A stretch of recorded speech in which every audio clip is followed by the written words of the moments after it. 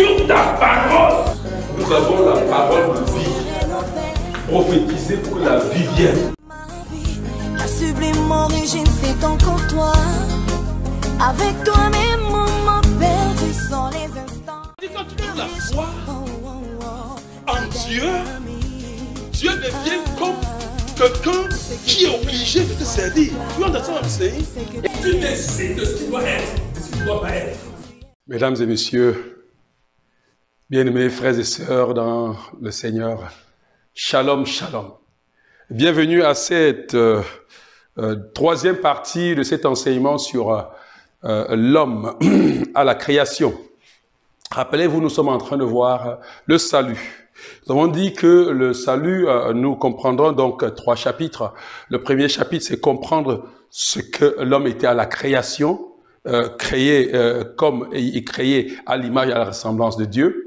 C'est bien aimé comprendre ce qui s'est passé, c'est-à-dire que l'homme à la chute, après la création, qu'est-ce qui s'est passé pour que l'homme puisse avoir besoin du salut. Et le troisième chapitre, autant pour moi, ce serait les œuvres du salut. Et nous sommes sur le premier chapitre, autant pour moi, l'homme à la création. Nous avons vu un certain nombre de choses. Nous sommes à la dernière partie, la troisième partie. Nous avons vu la première partie. Et dans la première partie, nous avons vu l'homme créé à l'image et à la ressemblance de Dieu. Et qu'est-ce qui faisait de l'homme le fini, un être à la ressemblance du Dieu infini. Nous avons vu cela dans la première partie, bien aimée. Et nous avons vu dans cette première partie, rappelez-vous, que l'homme était créé à l'image et à la ressemblance de Dieu. Comme Dieu, l'homme était une personne spirituelle, possédant une âme et habitant dans un corps. Comme Dieu, l'homme est esprit, bien-aimé. Et nous avons vu, l'homme est intelligent comme Dieu. L'homme a une volonté comme Dieu. L'homme a des émotions comme Dieu. Mais aussi, l'homme partage l'omniprésence de Dieu, l'omniscient de Dieu et l'omnipotence de Dieu. Bien-aimé, allez suivre cet enseignement, vous serez émerveillés de comprendre, bien-aimé, comment l'esprit de l'homme est. L'esprit de l'homme n'est pas limité par son corps. Le corps n'est que la base opérationnelle de l'esprit qui est comme le vent. L'esprit de l'homme peut être ici et être partout ailleurs. Oui, bien-aimé, lorsque l'esprit est entraîné. Et nous avons dit, bien-aimé, que à la création, donc, Dieu a formé l'homme de la poussière de la terre, c'est-à-dire a formé un corps, a formé aussi un corps à la femme, et puis a soufflé dedans le souffle de vie, et l'homme est devenu une âme vivante, bien-aimé. Et nous avons dit que dans la deuxième partie, bien, nous avons vu que l'homme était donc composé de l'esprit,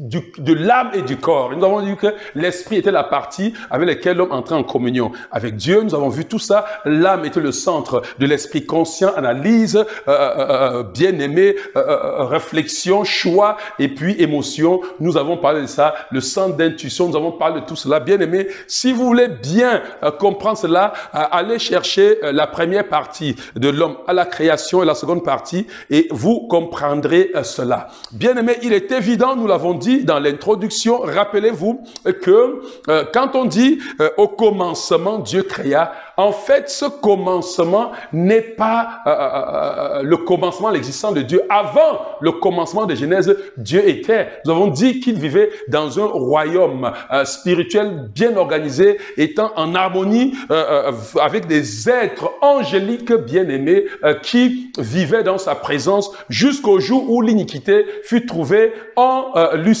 Lucifer était donc l'administrateur au ciel. Il administrait les affaires du royaume sous la coordination et la surveillance de Dieu jusqu'au jour où il lui prit par la tête de s'élever au-dessus de Dieu. Il s'est dit, bien, alors voyons, j'ai quand même beaucoup de gens qui m'écoutent, beaucoup de gens qui me suivent. Il faut tout de même. Et il a créé donc une rébellion, bien-aimée.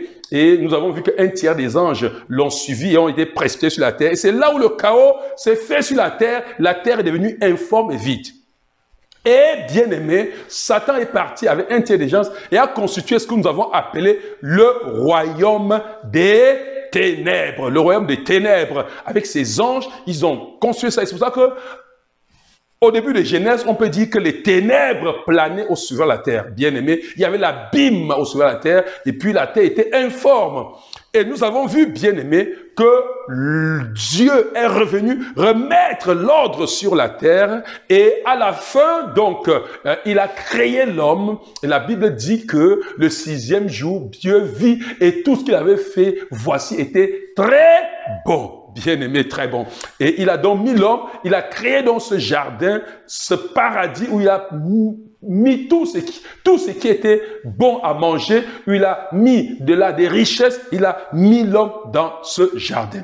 Bien aimé, pourquoi donc Dieu a créé l'homme? C'est ce que nous avons vu, que nous allons voir aujourd'hui, autant pour moi, c'est la fois passée quand nous avons fini notre deuxième partie, on se demandait pourquoi Dieu a créé cet homme comme lui, c'est-à-dire que régnant comme lui, avec la capacité divine en lui. C'était pour quel but? La mission de l'homme sur la terre, c'était quoi? Et c'est l'objet de notre troisième partie de cet enseignement, la dernière d'ailleurs même, la mission de l'homme sur la terre. Créé à l'image et la ressemblance de Dieu, pour faire quoi? Bien aimé, vous savez, bien aimé, quel était le but pour lequel Dieu a créé l'homme? Vous savez, bien aimé, j'aime souvent le dire, regardez bien aimé, quand le but d'une chose n'est pas connu, l'abus est inévitable. Et je crois que la vie de l'homme est abusée sur la terre parce que l'homme ne connaît pas pour quel but. Un, il ne connaît pas qui il est. Deux, il ne connaît pas pour quel but il a été créé. Et Adam et Ève ont été créés pourquoi? Premièrement, nous avons vu, bien aimé, que lorsque Dieu a formé l'homme de la poussière de la terre, il a soufflé dans ses narines un souffle de vie. La Bible dit que l'homme est devenu une âme vivante, Genèse chapitre 2, verset 7. Et puis verset 8, on dit que l'Éternel Dieu planta un jardin bien aimé et il fit pousser tous les arbres, toutes espèces d'arbres sur le sol. Il planta un jardin où il arrosa par des fleuves. Il mit dans ce jardin de l'or pur, ainsi de suite. Il prit l'homme alors, Genèse chapitre 2, verset 15, que je m'en vais lire pour vous, bien aimés. Il prit l'homme qui le forma de la poussière de la terre, il le mit dans le jardin et il dit pour le cultiver et pour le garder. Ça, voilà, bien aimé, quelque chose qui se passe. On dit, l'Éternel Dieu prit l'homme et le plaça dans le jardin d'Éden pour cultiver et pour le garder. Et l'Éternel lui donna cet ordre. Tu mangeras du fruit de tous les arbres du jardin, mais tu ne mangeras pas de l'arbre de la connaissance du bien et du mal. Car le jour où tu mangeras, tu mourras certainement. Oui, l'Éternel Dieu dit à l'homme, il n'est pas bon. L'Éternel Dieu dit, il n'est pas bon que l'homme soit seul. Je lui ferai une aide semblable à lui. Voilà, bien aimé, nous allons y revenir sur cette aide semblable. Mais voilà Dieu qui prend l'homme et le met dans le jardin pour cultiver. Bien aimé, il me tente de lire que vous compreniez quel était ce jardin. Quel était ce jardin? C'est un jardin où l'Éternel, on dit, verset 8, l'Éternel planta. L'Éternel Dieu planta un jardin en Éden, à côté de l'Orient. Il mit l'homme qu'il avait formé. Et dans ce jardin, on dit que l'Éternel Dieu fit pousser du sol des arbres de toute espèce, agréables à voir et bons à manger, et l'arbre de la vie au milieu du jardin, et l'arbre de la connaissance du bien et du mal. Un fleuve sortait d'Éden et arrosait le jardin. Vous comprenez bien, le nom du premier, c'est divisé en 4 bras. Le nom du premier était Pichon, et il dit que c'est celui qui arrose le pays d'Avia, et qui avait de l'or là-bas, il y avait des plaies d'onis, il y avait des diamants, il y avait toutes sortes de richesses. Il prit donc l'homme et il plaça dans ce jardin pour qu'il cultive le garde. Maintenant, nous sommes tentés de nous demander, cultiver, qu'est-ce que veut dire cultiver le jardin? Bien aimé, qu'est-ce que veut dire cultiver le jardin? C'était le jardin de qui? C'était le jardin de qui? C'était le jardin de Dieu. La terre était la terre que Dieu avait créée. L'homme était même l'homme de Dieu, ça veut dire que c'est la créature de Dieu. Donc tout était pour Dieu et l'homme devait cultiver. Ce que je voudrais vous poser la question, qu'est-ce que cultiver les jardins? Est-ce que cultiver aujourd'hui a le même sens que nous, aujourd'hui, qui cultivions la terre pour s'aimer, moissonner et manger? Non, puisque Dieu avait déjà fait pousser toutes sortes d'arbres. En fait, cultiver le jardin ici, le garder, était le but que Dieu avait assigné à l'homme. Il était là pour cultiver, c'est-à-dire, il était là pour arranger, pour magnifier, pour rendre beau le jardin dans lequel Dieu l'avait placé, bien-aimé, pour l'entretenir, bien-aimé, Seigneur, pour multiplier les fleurs, pour rendre cet endroit agréable. Il avait cette mission. Et pourquoi il faisait ça? Il faisait ça pour servir Dieu. C'était sa manière de servir Dieu. Vous comprenez bien aimé? C'était sa manière de servir. Je vous dis bien aimé, quelqu'un que nous connaissons très bien, c'est Voltaire. Dans son livre Candide, il a dit le travail éloigne de nous trois grands mots, l'ennui, le vice et le besoin. Oui, c'est vrai que le travail peut éloigner l'ennui, le vice et le besoin. Mais quand on travaille et qu'on ne travaille pas pour Dieu, ça ne donne pas un sens à notre vie. Je vais vous expliquer, vous comprendrez. Oui, bien aimé. Parce que quand on se travaille pour soi-même, on n'est pas épanoui. Je vais vous le démontrer progressivement. Donc, il était là pour servir. Premier but, sa vie était pour servir. D'ailleurs, regardez, Colossiens chapitre 2 au verset... Chapitre 1, autant pour moi, je vous en prie, Colossiens chapitre 1 au verset 16, dit que tout a été créé par Dieu et pour Dieu. Est-ce que vous comprenez bien aimé? L'homme a été créé pour Dieu. L'homme a été créé par Dieu et pour Dieu. Tout ce qui existe a été créé par Dieu et pour lui. C'est pour ça que l'homme devait cultiver le jardin, l'homme devait le garder, l'homme devait exercer son intelligence pour innover dans le jardin. L'homme devait exercer son intelligence. Bien aimé, c'est d'ailleurs pour cela, regardez, quand Dieu forme les animaux, il amène vers l'homme pour que l'homme donne le nom qu'il voudrait à ces animaux. Et la Bible dit que l'homme a donné le nom à tous les animaux. C'était les animaux de qui? Les animaux que Dieu avait créés. Donc l'homme était créé. Première chose, c'était pour vivre une vie de service, une vie d'adoration, une vie de soumission, une vie vouée à Dieu. Et c'est ce que, autant pour moi, c'est ce que Adam faisait. Adam l'a fait pendant tout le temps. Quand il a fini de créer, de donner tous les noms aux animaux, il a continué sa job, mais il s'est rendu compte qu'il n'y avait pas d'autres êtres comme lui. Pourtant, il voyait les animaux étaient créés 2 à 2. Vous comprenez bien aimé? Et je voudrais que vous compreniez qu'il avait cela. La première mission, c'était de cultiver le jardin. C'est de rendre la terre, pas de détruire l'univers que Dieu avait créé. Oui, pas de créer l'effet des gaz d'essai. Non, pas de créer la pollution de l'air. Non, c'était pas pour polluer la nature. C'était pour entretenir la nature. Et vous voyez bien aimé, il y a un homme aujourd'hui nous allons voir pourquoi aujourd'hui il y a ces dégâts sur la terre. Pourquoi aujourd'hui l'homme est porté à détruire? Nous allons comprendre ça, bien aimé. Oui, ce n'était pas, Seigneur, pour créer, pour détruire l'atmosphère. Non, c'était pour garder, pour cultiver autant pour moi, to beautify, comme les anglophones disent. Ça dit que pour rendre beau, vous comprenez bien aimé, pour exercer son intelligence, sa créativité et rendre l'endroit admirable. Et ceci pour glorifier Dieu, afin que Dieu soit glorifié, afin que Dieu soit adoré. Ces actions étaient pour adorer Dieu. Vous comprenez bien aimé? Oui, c'est ce qu'Adam faisait. Oui, bien aimé. Et la deuxième mission de l'homme sur la terre, et ceci c'était pour Dieu, c'était de garder. Garder. Il fallait cultiver et garder. Bien aimé, quand on parle de garder, bien aimé, vous comprenez avec moi que on ne garde pas si on n'a pas les moyens pour garder. Garder de qui? Garder de quoi? Garder des animaux? Non. Les animaux étaient en parfaite harmonie avec lui. Les animaux ne pouvaient pas. Garder de qui? Il n'y avait que un monsieur et ses amis qui étaient ennemis de Dieu. Et nous allons voir et qu'il allait garder ce jardin pour qu'ils ne viennent pas faire de ce jardin ce qu'ils ont fait de la terre, ce qu'ils ont fait avant que Dieu ne vienne remettre l'or sur la terre et lui donner maintenant la capacité de dominer. C'est-à-dire que la puissance pour dominer, vous comprenez bien, mais la force pour dominer, c'est pour cela il fallait donc dominer, garder, dominer sur qui? Sur, bien entendu, Satan et tous ses démons.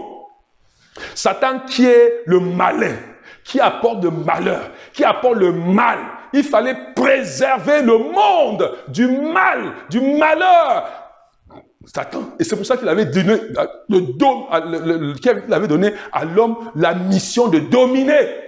Et je vous dis, bien aimé, vous allez vous rendre compte, l'homme trouve sa domination dans le service, dans sa dépendance à Dieu. Nous reviendrons à cela. Mais il avait la mission de dominer. Regardez, nous allons lire le Somme chapitre 8, versets 3 à 7, et vous allez bien comprendre de quoi il est question. Cette mission, David l'a si bien vu lorsque, dans ces moments de contemplation, il pouvait entrer dans la pensée de Dieu pour comprendre ces choses. Somme chapitre 8, nous allons lire à partir du verset 2. « Éternel notre Seigneur, que ton nom est magnifique sur toute la terre. Ta majesté s'élève au-dessus des cieux.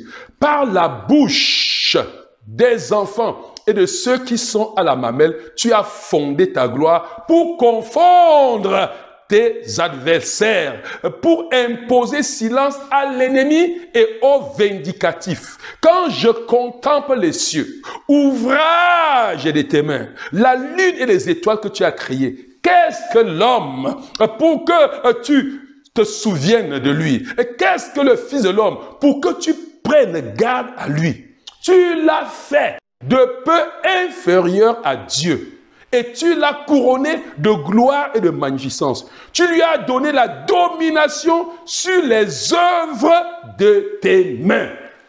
Oh bien-aimé, regardez Seigneur bien-aimé, c'est ce que David, dans sa contemplation, bien-aimé, il regarde la terre, il regarde ce que Dieu a créé, il voit la beauté de tout ce que Dieu a fait, il voit l'homme tout petit devant la créature, devant toute la créature, la création de Dieu. Il dit vraiment Dieu, qu'est-ce que l'homme pour que tu prennes garde, qu'est-ce que le Fils de l'homme pour que tu te souviennes à lui?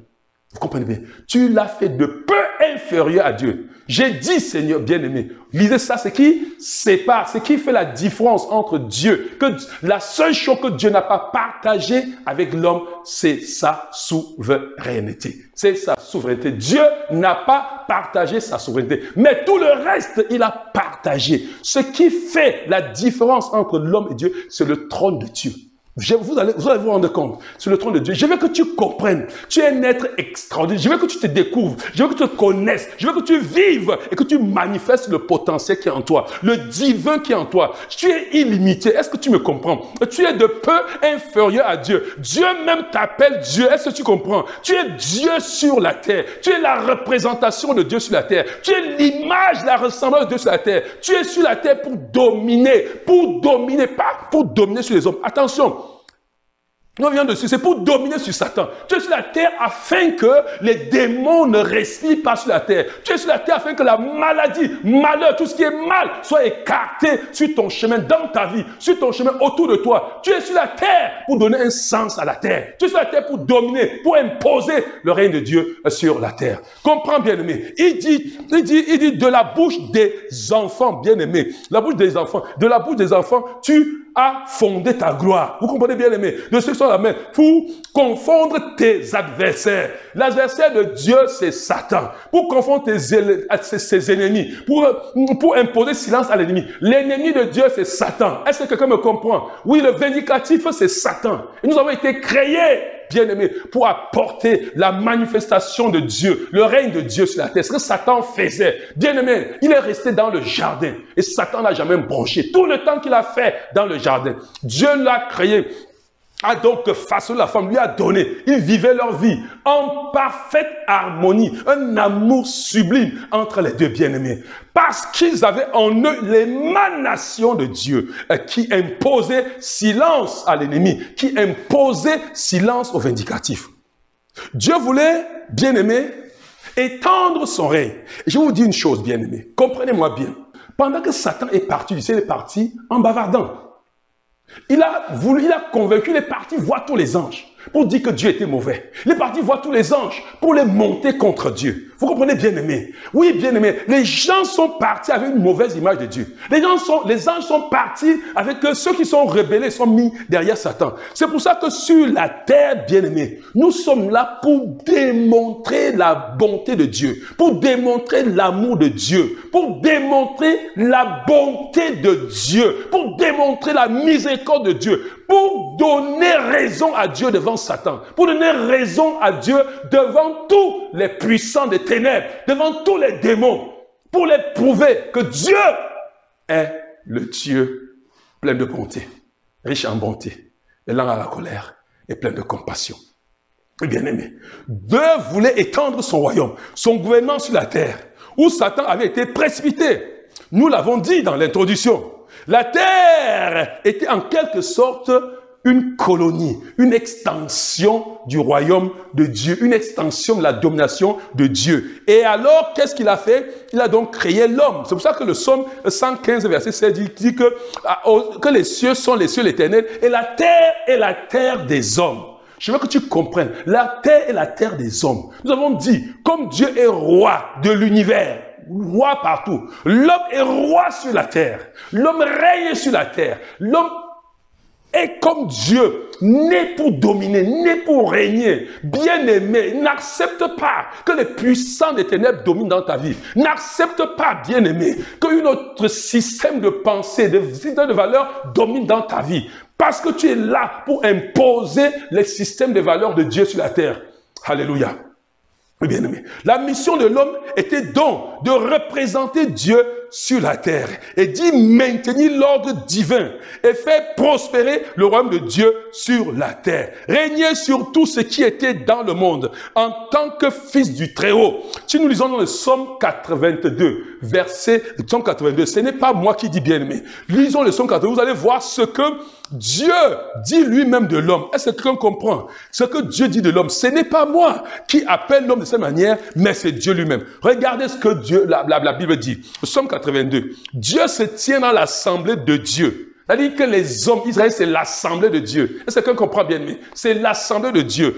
Il dit, il juge au milieu des dieux. C'est-à-dire, il appelle l'assemblée là les dieux. Il dit, jusqu'à quand jugerez-vous avec iniquité? Et aurez-vous égard à la personne du méchant? Rendez justice aux faibles et à l'orphelin. Faites droit aux malheureux et aux pauvres.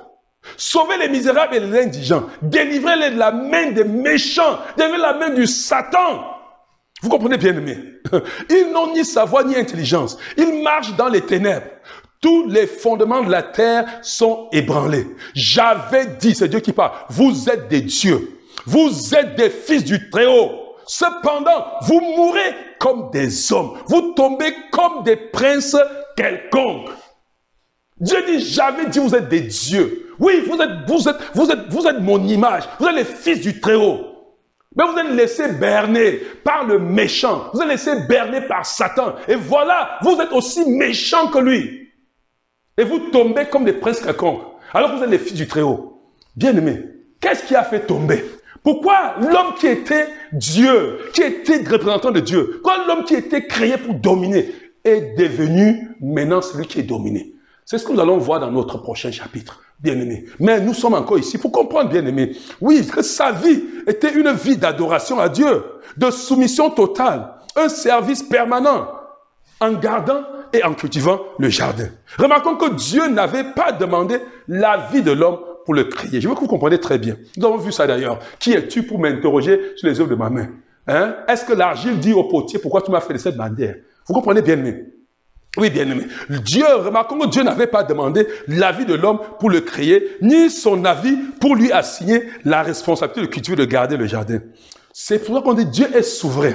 Il ne rend compte à personne. Vous comprenez, bien-aimé? Il ne requiert l'avis de personne pour faire ce qu'il veut. Il fait ce qu'il veut, quand il veut, comme il le veut. Est-ce que quelqu'un comprend? Il est le roi souverain. Maître de l'univers, il est.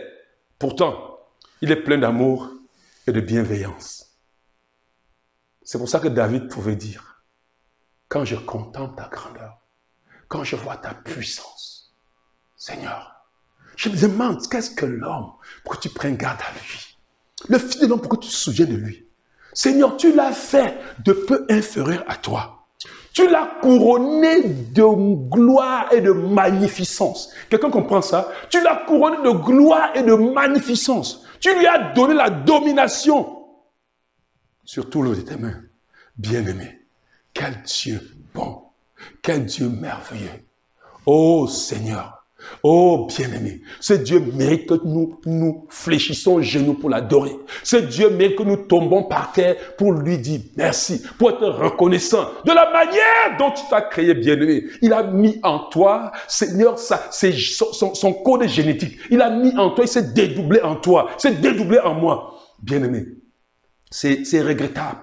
Bien-aimé, de vouloir se séparer de lui. C'est regrettable que l'humanité aujourd'hui ne comprenne pas quel Dieu bon, ne comprenne pas qui ils sont. Non, non, non, non, non, non, non. Tu n'es pas un animal social qui raisonne. Non et non, tu n'es pas un animal. Tu es un esprit. Tu es un Dieu sur la terre. Tu as été créé pour dominer. Tu as été créé pour régner. Tu as été créé pour imposer silence à Satan. Tu as été créé pour imposer silence. Il y a, à cette époque où j'ai fait cette vision, il y a une pandémie qui est en train de se passer, le coronavirus qui est en train de faire trembler toute la terre. Non! Il ne veut pas faire trembler la terre. Pourquoi aujourd'hui la terre tremble? Pourquoi aujourd'hui, bien-aimés? Nous y reviendrons, bien-aimés. Bien-aimés, si nous sommes en train de conclure, nous dirons, bien-aimés, que l'homme a été créé à l'image et à la ressemblance de Dieu, bien-aimé. Oui, bien-aimé. Et bien-aimé, il a été formé. Dieu lui a formé un corps physique, afin que par ce corps, il puisse entrer en communication avec le monde physique. Donc, en tant qu'un esprit, possédant une âme, vivant dans un corps, Dieu a donné à l'homme une vie spirituelle et une vie biologique. Bien-aimé, et c'est par cette vie spirituelle qui l'influence sur la terre. Bien-aimé, le monde devrait être annexé, dirigé, gouverné par l'homme. Bien-aimé, nous allons résumer notre enseignement dans ce schéma que nous allons voir tous ensemble. Bien-aimé, ici un schéma qui nous permettra simplement de retenir, c'est simplement pour que nous puissions retenir tout ce que nous avons dit, simplement, schématiquement. Bien-aimé, nous avons ici l'être humain qui est là, qui est formé du corps, de l'âme et de l'esprit, tel que nous avons dit, bien-aimé. Et nous avons ici donc le corps qui est formé de cette chair-là, bien-aimé, dans lequel coule le sang et sur lequel est placé 5 sens. Ces 5 flèches-ci, c'est les 5 sens, représentent les 5 sens, schématisent les 5 sens qui permettent à l'homme d'entrer en communication avec le monde physique.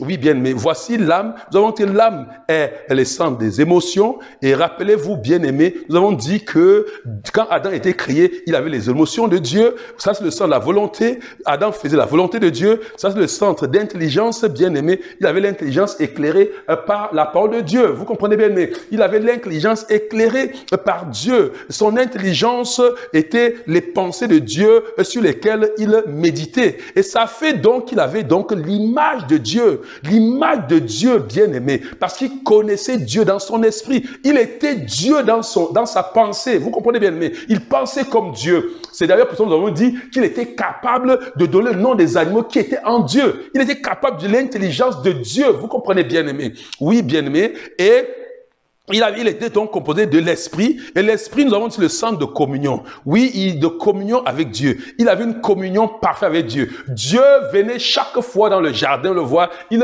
discutait avec Dieu. Il causait avec Dieu. Il recevait direction de Dieu. L'esprit est le centre de conscience, nous avons dit. Sa conscience était claire.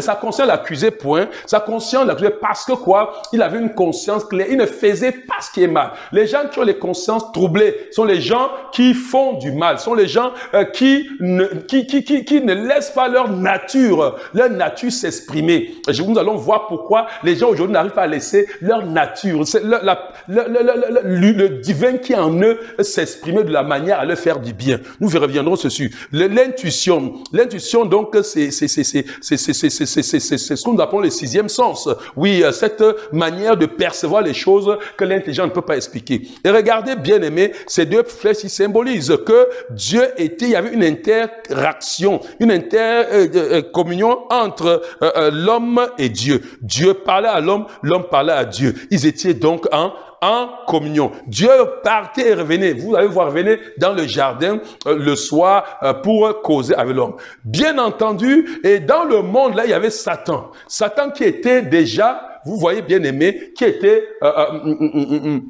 déjà précédé sur la terre. Et Satan, depuis, cherchait à en entrer en communion, à entrer en communion avec l'homme. Satan attaquait. Et jusqu'ici, vous voyez, la réponse, il n'y a pas de réponse de l'homme. Parce que l'homme était, lui, dépendant de Dieu. L'homme était, lui, en train de faire ce que Dieu lui avait dit de faire. Vous voyez bien, l'oisiveté, par moment, bien aimé, nous donne de faire des choses terribles. Mais quand nous sommes occupés à servir Dieu, bien aimé, Satan, nous n'avons pas le temps de Satan, et puis Satan peut jacasser, mais il n'aura aucun pouvoir sur nous. Je vous dis, Satan, même l'homme là, Satan ne pouvait avoir de pouvoir sur l'homme que si l'homme lui prêtait ses oreilles. Est-ce que quelqu'un me comprend? Tant que l'homme lui prêtait pas ses oreilles, Satan n'avait aucune domination sur lui. Et nous allons voir ce qui s'est passé. Comment Satan a réussi à prendre le dessus? Qu'est-ce qui s'est passé? Bien aimé, il y avait donc Satan qui avait été précipité sur la terre, qui voulait aussi exercer son autorité sur la terre. L'homme réussira-t-il à étendre, à accomplir le but pour lequel Dieu l'avait créé? L'homme réussira-t-il à étendre le royaume de Dieu sur la terre? L'homme réussira-t-il à manifester le gouvernement de Dieu sur la terre? Pour combien de temps? Et qu'est-ce qui s'est passé? Nous allons voir ça dans la suite bien-aimée de notre enseignement, donc dans le chapitre 2, ce chapitre 2 qui nous parlera de l'homme à la chute. Qu'est-ce qui s'est passé? Nous allons voir ce qui s'est passé. Et bien-aimé, il faudra bien le suivre parce que ça se passe encore aujourd'hui. Satan n'a pas changé. Il est toujours le même. Il a une manière d'attaquer, il a une manière de convaincre, il a une manière de faire que nous allons voir prochainement. Oui, bien aimé, nous allons conclure ici, mais je vous inviterai, si vous avez ce document, à faire les activités que vous voyez là, parce que il y a des activités qui vous permettra de voir si vous avez bien assimilé votre cours, des activités qui vous permettront de bien asseoir votre cours, des activités qui vous permettront de voir si les objectifs que nous nous sommes fixés ont été atteints dans votre vie. Vous-même, en répondant à ces questions, en faisant ces activités, ça vous permettra, bien entendu, bien aimé, de bien saisir le cours et de bien l'assimiler. Bien aimé dans le Seigneur, oui, mesdames et messieurs, nous sommes venus au chapitre, à la fin de ce chapitre 1, de l'homme à la création. Rendez-vous dans notre prochaine session d'enseignement sur l'homme à la chute. Que le Seigneur vous bénisse et bye bye.